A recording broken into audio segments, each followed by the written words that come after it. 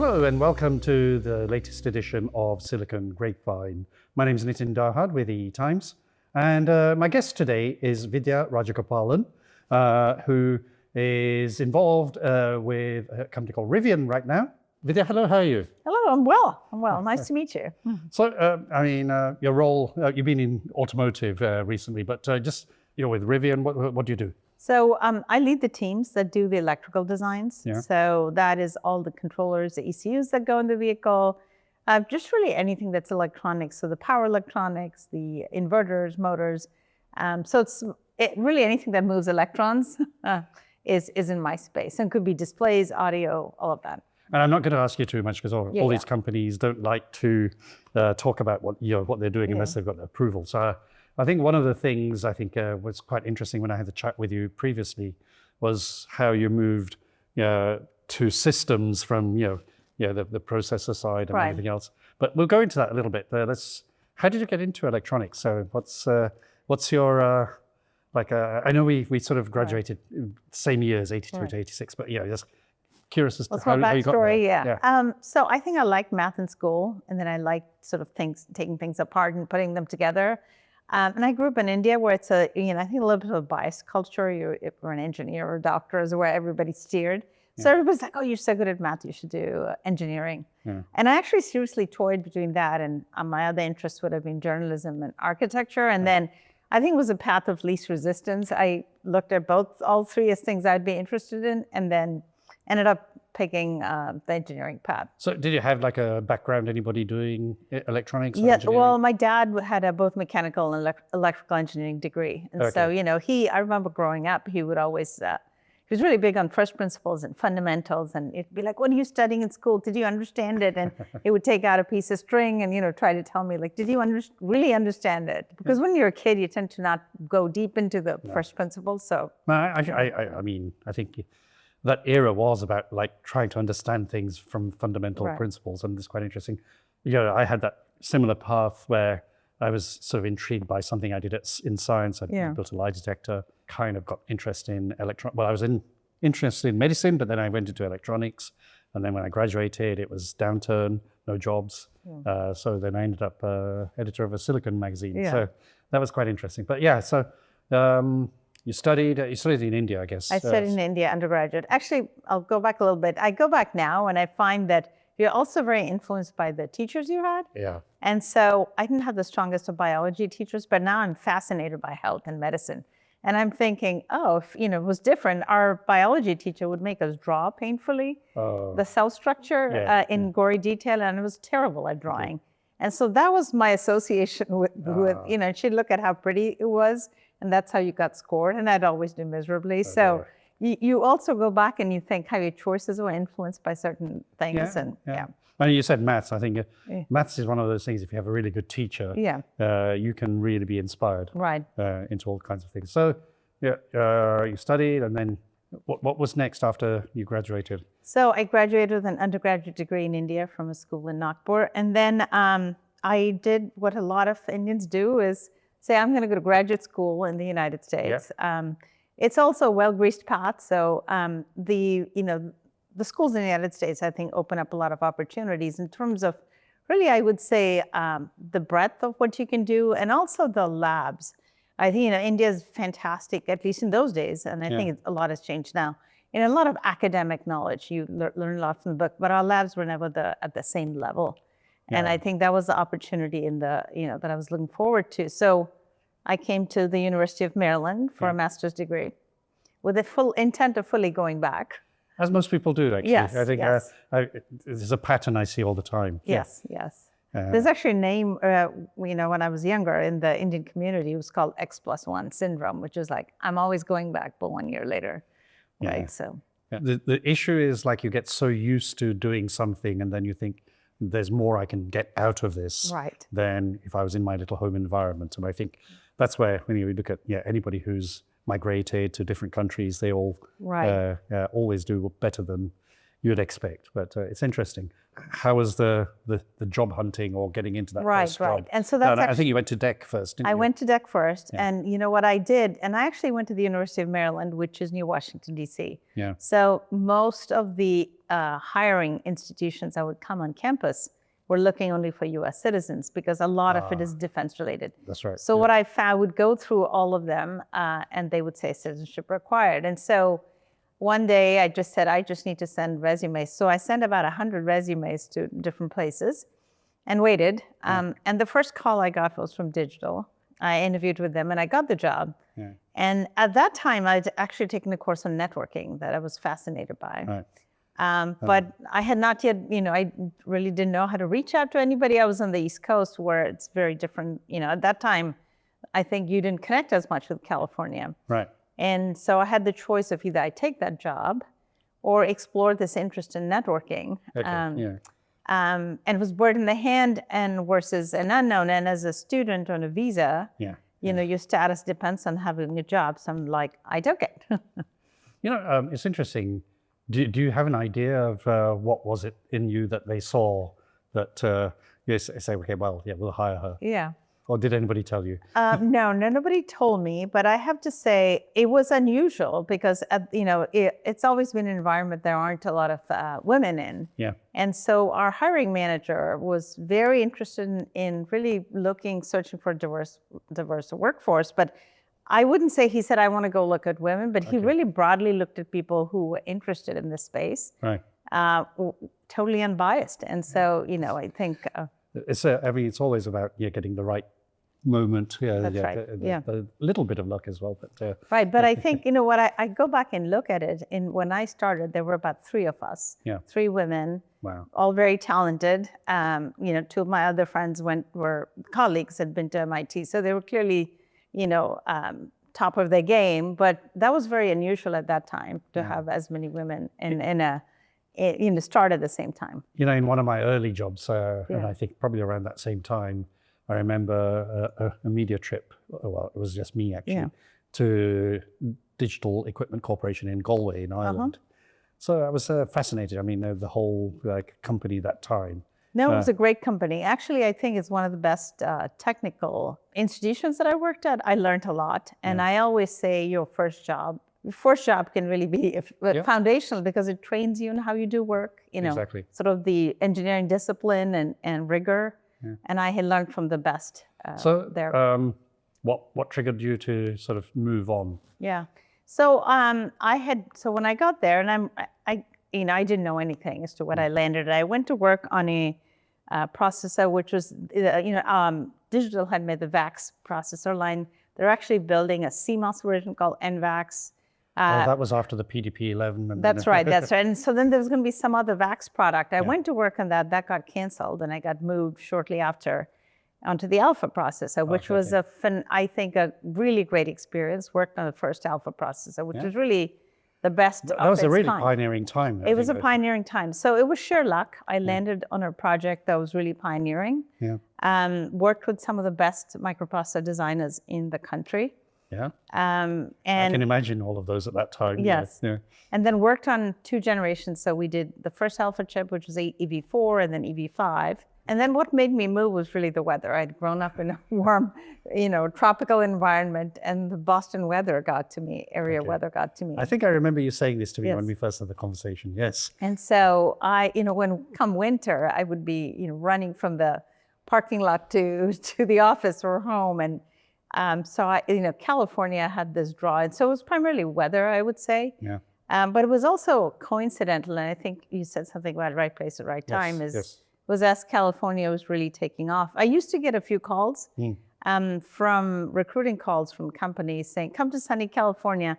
I didn't take any of it seriously, but my boss at that time, I decided to open an outpost in California to build low power Alpha processors. And his name was Dan Dobrapol, very well known in the silicon industry. He's actually written a book. And then he started a few companies that eventually are now the basis of Apple Silicon, if you go look at it. But he decided to start this outpost and asked for people who would volunteer and wanted to come work in California. So a number of us applied, and I'm not sure if, as many people applied as the spots, but anyway, a few of us moved to California through that effort. And we started working on a low power alpha chip.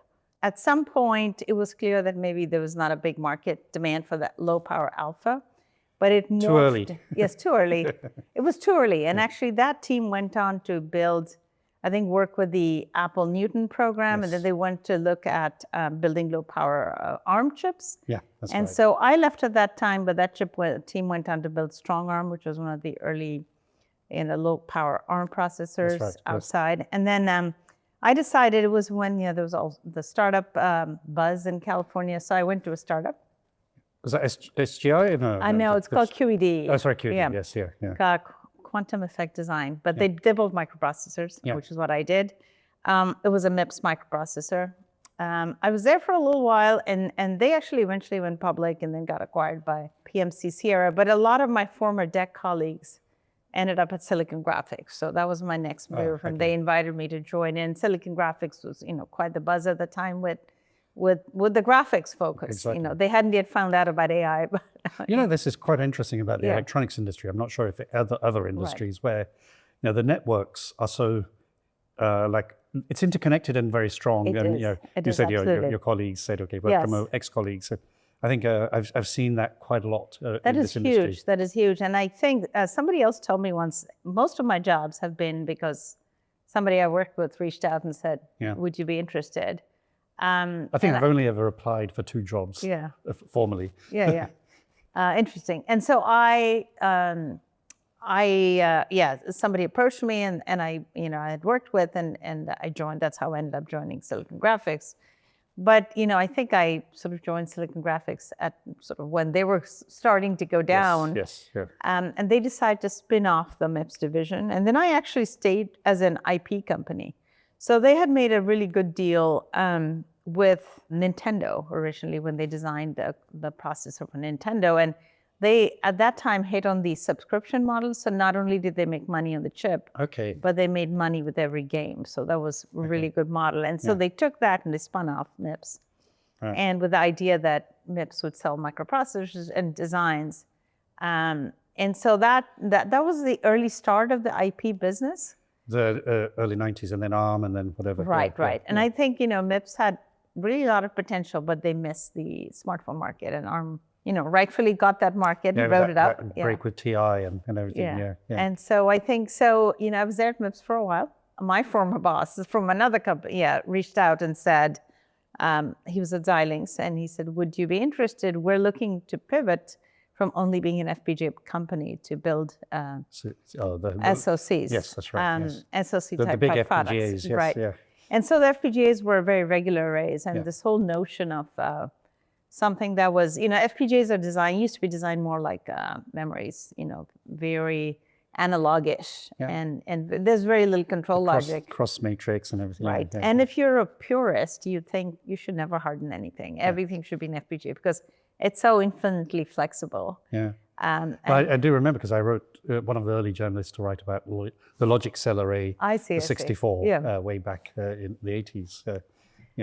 And so, that's how I ended up there. And the idea was, FPGAs are great at what they do, but they're expensive. And they are because, they take almost 6 times the real estate to do the same thing. And they cannot run at the same frequency. So there's a price but they can do anything. You can program to do anything, but there's a price you pay. And so the idea was, would you want to build a hybrid product? But they didn't have a lot of people with SoC design experience. So I ended up there and really had it was a team of a couple people. It was, what my boss said to me, Victor said to me, is like, well, we don't know if there's something there, but go figure it out. And, and I really had a lot of fun. Was it Logic Drive that time, or was it, did that get named afterwards? No, it was called, it was called Zinc. I don't know what the product we called. Oh, no, the office. Oh, it was Logic Drive. Yes, it was already Logic Drive at that time. Yes, I find that, that was always quite cool. amusing. Yes, it is. It is. I think 2100 Logic Drive or something like that. That's right. So that's how I ended up there. And it was great because we took it from there were 4 or 5 people working on the concept already. And so I can't take credit for it, but we changed it around a little bit and, and redialed it a little bit, and then really went to build the product, which turned out to be a great hit in the market because people don't buy FPGAs unless they have a problem that cannot be solved by an existing chip. Yeah. But they don't want to take on building a whole application process and system. They cannot even get the performance you want. So here was something which had a base SoC you can run Linux on. You could get all your peripherals like Ethernet or anything you wanted. Really, all the common stuff, UARTs and CAN and all of that. That's right. Yeah. And then you really put your secret sauce in the FPGA, the stuff that you didn't get in the first place. So it's been great. And so that was actually when I first realized what I like is building sort of new products or first of its kind, because I really enjoyed that whole process of building the team up, getting everybody together. And that's going to more systems approach as well. That's right. Yeah. That's right. Yeah. And then the great thing about it is, it was used in one of our top customers was incidentally vehicles for ADAS applications. Right. Because in the early days, they did a lot of the vision processing in the FPGA. Right. And then the rest of it, So that was my first exposure to the automotive market. Yeah, I think Xilinx was quite a bit into the automotive. That's right. Remember, That's right. So that was but it was used in communications, used in industrial applications. Xilinx has a really, really long tail of customers. Yes. Because it's perfect for the industrial and other applications where the volumes aren't that high and the needs are pretty customized. So it was a great way to see a diverse set of customers and their needs. But I had done that for a few generations, was looking to do something different. And that's the transition to automotive? That's right. That's the transition to automotive, So like you ended up at Tesla with, I think one of my friends, actually, James Hakewell. But, yes. Did he respond to the message? Oh, no, I haven't yet sent it to him, but James was there before me. Okay, Yes, So how, was it just because you were working on automotive and then Tesla opportunity came up? No, so incidentally, it turned out that Tesla, one of my former colleagues, or bosses, had joined Tesla. Jim Keller, who is quite well known. Jim is influential with lots of people. Yes.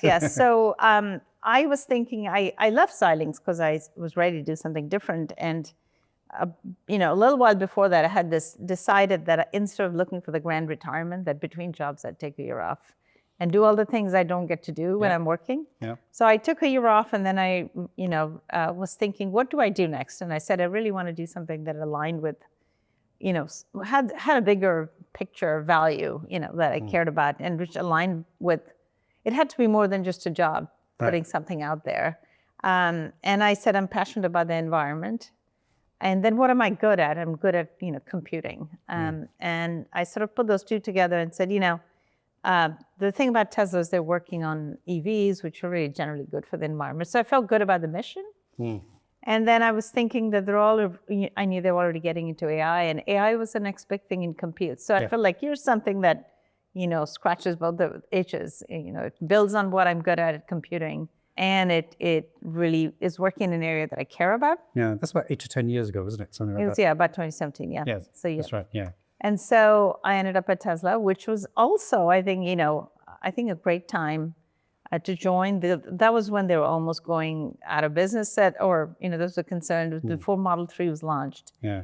And so there were a lot of things I got out of it. First time I was actually in a real factory, because you work. Was that the one in Fremont? Fremont, yes, yeah. So when you work at chip companies, you really don't see the factory. In fact, Jack had its own fab, which is unusual. But afterwards, everything went the fabless model. So true. Yeah. Everything is so simulation based. You don't see now, I mean, I wonder like how many people actually see factories unless they're in automotive or whatever. Right. But it is quite fascinating that we were able to see that. I was at Marconi, and I always, when I used to go on the shop floor with the automatic test stuff and everything, massive and huge. So you see the context. Exactly. I think building chips, you can forget you're working on hardware because you really like coding most of the time, and you don't really touch stuff physically unless you're in the lab bringing up things. So that was actually a fascinating, experience, seeing a real factory. And that's when I really, when I was building chips, you'd hear some customer has a line down because of this or whatever. And it's a very abstract concept till you actually see a line down. Yeah. And you know what that means. Okay. So What does line down mean? Line down mean basically the line, factory production line was stopped. Oh, okay, line down. Okay. Line down, yeah. short. For something, yes. Yeah, exactly. Interesting. But I mean, Tesla was probably a good learning place for you. It was a great learning place. I think I was exposed to, as I said, a few things. Like I knew how to build systems. Yeah. I knew how to build computers. I didn't know much about what it takes to manufacture something because, as I said, in the fabless world, we have the TSMCs and everyone doing all the work for us, and you don't understand the pain of it. Yeah. So Tesla was great in that sense. I learned more about manufacturing.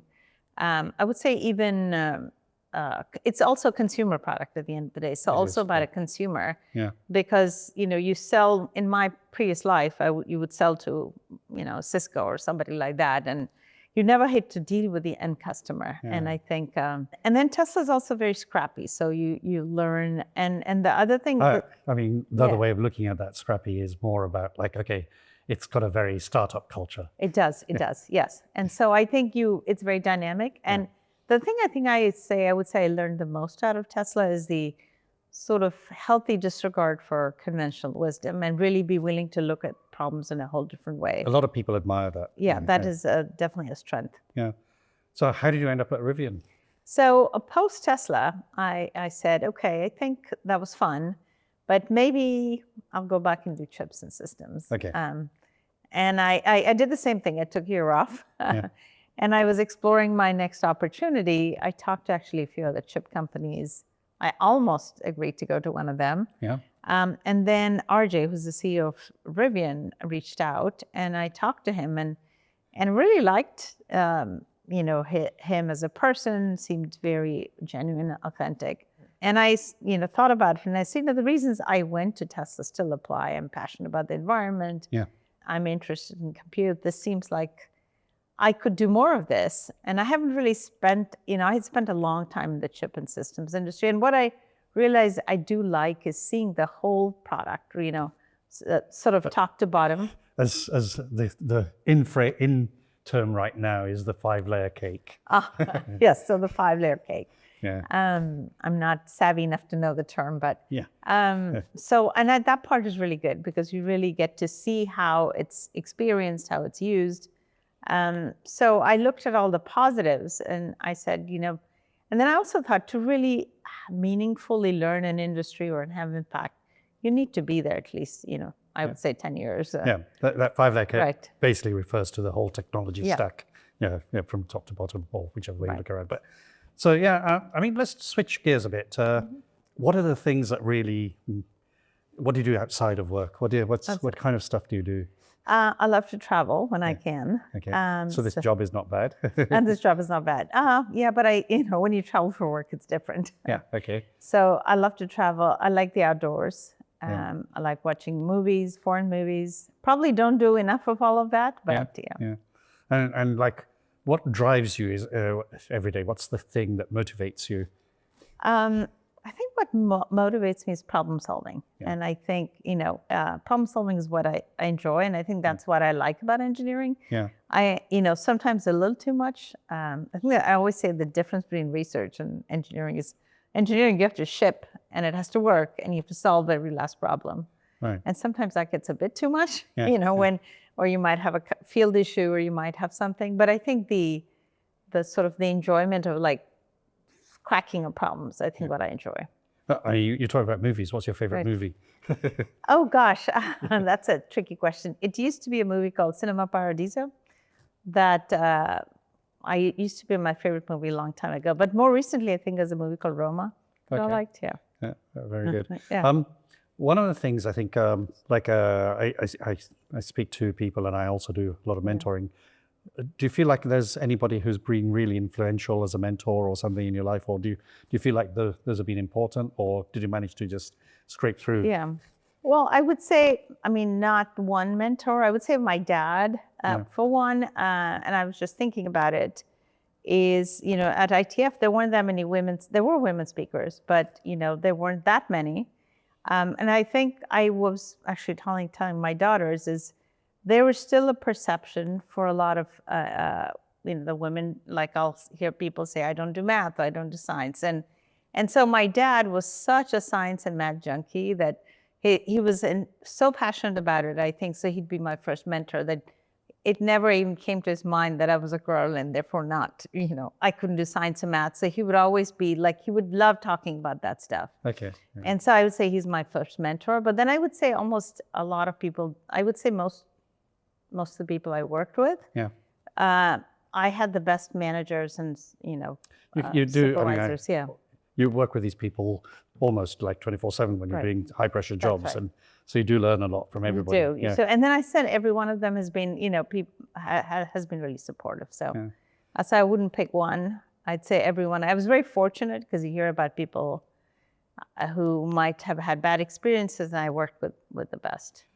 I mean, that's always good. What would you say are the things you've learned in life? What are the lessons you've learned? And I guess, we're of a similar age. I think we can say maybe a little bit of wisdom that you might want to offer to younger people.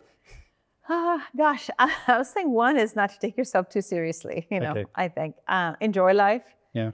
But is that when you're young and you're like 20 something and you need to get a job, you need to do this. Right. Pressures. I mean, is that something how do you apply that? Oh, actually, it's a good one. I think when you feel that pressure, I think know that it'll pass. Everything will pass. And I think persistence and hard work pays off. I would say if I had to sort of say, but also things happen and, shit happens and, to sort of be strong enough to ride through it. Yeah. And it'll all work out. Right. And like in technology, I mean, are you a real fan? You design the chips, you design the systems. Are you a fan? Or do you say, okay, I do enough in my day job, I don't want to do it? Oh, that's funny because I'm not the kind of person who's, let's say, a video gamer. There are certain stereotypes, right? Yes, or no, that's not me. But I think I like more the problem-solving piece. And but am I going there and looking at every new technology out there and saying that's so cool? No, that's not me. Yeah. Okay. I used to be, and now I think I'm more measured. Yeah.